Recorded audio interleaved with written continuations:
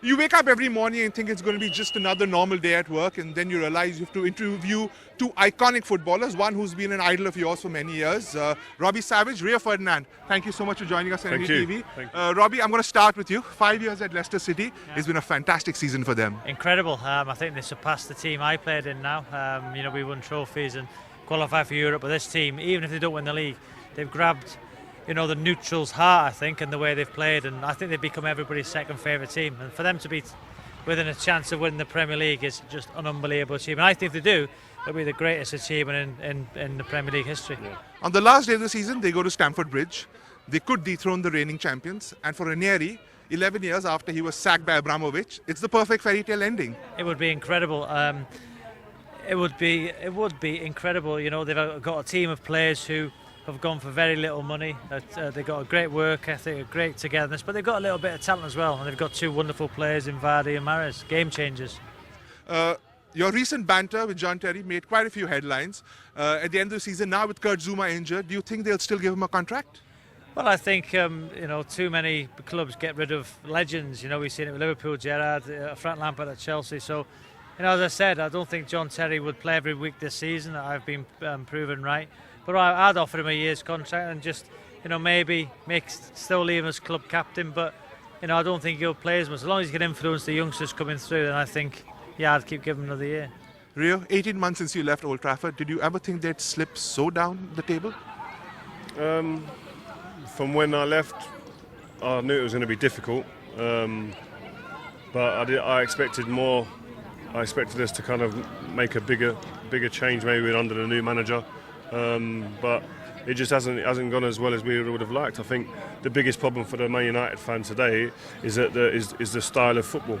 I think you speak to anybody, that's the biggest problem for people. They can understand not winning, sometimes, but if you try to play the right way, the philosophy that everyone's come to expect from Manchester United, then people will be more kind of accommodating. But that's not been the case, and so people are disgruntled and people are asking for new people to come in.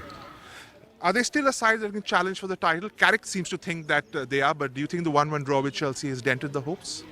I just think this league this year is so inconsistent that you can't write anyone off. I think how many points off they're at the top? I think United is 12 off Leicester, I think. 12 off Leicester. But The problem is, when I was playing, and it's that old chestnut when I was playing, but a Man United, a Chelsea, a Man City recently could have gone on a 20-game unbeaten run. Yeah. That's not happened this season. That's why. No disrespect to Leicester, that's why they're in the position they're in. They're capitalising on the inconsistency of the other so-called bigger teams. Robbie, you were part of the class of '92. You played with Ryan Giggs. Do you believe he is the man who? last night. Do you believe he's the man who can take over if Van Gaal leaves either this season or at the end of his 3-year contract?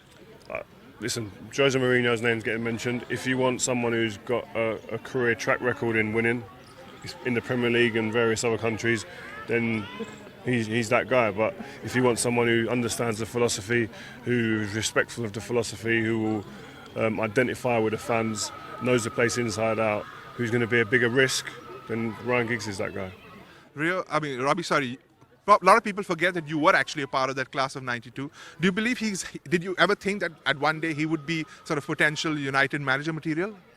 Well, I was fortunate enough to play with him for Wales, and he was my captain at Wales. And when he spoke in the dressing room, you listened to him. And I think United have got a big decision this summer, because at the minute, with Pep Guardiola going into Manchester City, I think the club, Manchester United, they are the biggest club in Manchester, one of the biggest clubs in the world. They've got to make a statement in the summer, and I believe that that would be by appointing Jose Mourinho on the same day Guardiola gets announced at Man City. How unsettling is it for a manager, not just Van Gaal, to have other names linked in the media? There was, of course, Mourinho being linked. This morning, I believe Pochettino is now being linked with Manchester United. Yeah, it's not nice. I don't think if you're the current manager of Manchester United or any football club and your name is being touted about as being getting the sack and other people are getting put in, definitely unsettling, and it's not nice to hear. But that's the industry that we're in. That happens. So you can't say I don't like it. You're here. This is what you've been doing for years, and this is the way it is. So you've got to accept it. I mean, sometimes you think to yourself, it'd be nice if you just let him get on with it, but that's not the way industry that we're in.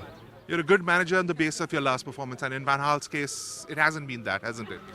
Well, it's, as Rio said earlier, it's the style of football. Manchester United have to play a certain way. But, who'd be a manager? There's a guy at Derby County, Paul Clement, fifth in the league, and has left the club after 8 months in charge. So, who'd be a football manager? A fit Gareth Bales, what can Wales do at Euro 2016? Well, if Gareth Bale's fit, they've got a real opportunity to reach the quarter-finals. They've got a massive game against England in the group. I believe both teams will go through. But for Wales, game changer. Yeah, they got a game changer. They got a good spine of the team. Ashley Williams, who I believe is one of the best centre halves in the Premier League. Aaron Ramsey and Gareth Bale, who can win games. So they've got a real opportunity to get to the quarter-finals, I believe. Last question, Rio. England, can they get past the quarter-final hoodoo? Can Roy Hodgson do it this time? No. Based on what I've seen, I don't think so. I think, listen, if you're going to get to the quarters and semis and final of this tournament and potentially win it, you've got to beat a France, you've got to beat a Germany, and you've got to beat a Spain. I don't see England being able to do that, given what we've seen. I just don't think they're capable. Okay, 5 questions, 5 really quick answers. Best player. Last question you just said. Sorry. Best player on the planet. Ronaldo and Messi.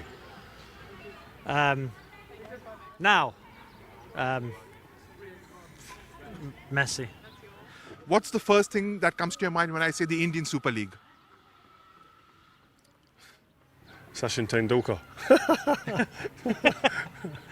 Okay. Who will win the EPL this year? Leicester. Leicester.